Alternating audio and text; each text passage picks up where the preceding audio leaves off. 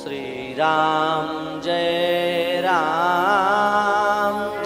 जय राम। कलयुग में कल्याण का बड़ा श्रेष्ठ साधन है।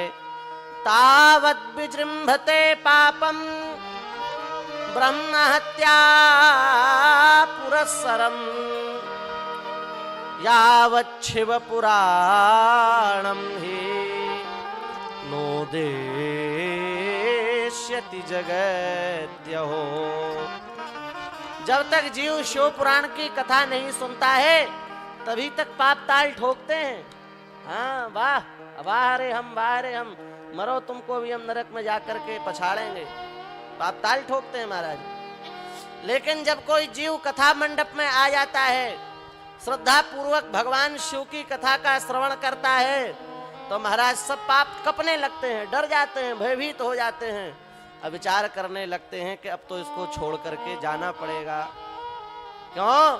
क्योंकि अब यह भगवान की कथा में लग गया, इसका कल्याण हो जाएगा, ये भगवान के धाम चला जाएगा, अब हम इसको नरक लेकर के जा नहीं सकते हैं। पाप कपने लगते हैं। अरे राम जी, तावत् यम भटा क्रूरा संचरिष्यन्ति निर्भया। यमराज के हट्टे कट्टे दूत अपने हाथों में पाश लेकर के पूरी धरती पर घूमते हैं।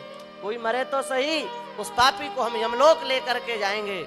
लेकिन जब कोई शिव पुराण की कथा सुनता है, भगवान शिव में अपने चरणों को लगा देता है, उनके नाम का आश्रय लेता है, तो पूरे वातावरण को छोड़ करके यम के दूत चले जाते हैं। बोले यहाँ रहने से काम नहीं चलेगा, यहाँ रहेंगे तो जो आसपास भगवान शिव के दूत बैठे हैं वो पिटाई कर देंगे हमारी, भाग चलो यहाँ से। वो तीनों लोकों में घूमने वाले यमराज के दूत भी भगवान शिव के भक्त से दूर रहते हैं। भगवान शिव की कथा सुनाने वालों से, कथा सुनने वालों को छोड़ करके भाग जाते हैं। एतच्छिव पुराणं हि श्लोकं श्लोकार्धमेव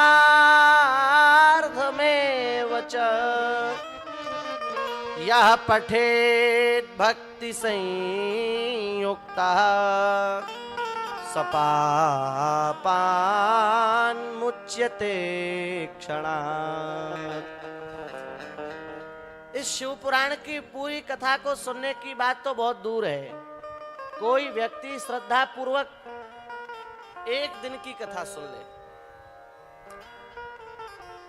एक दिन की कथा सुनने का भी समय ना मिले तो एक श्लोक को याद कर ले, उस श्लोक का पाठ करे।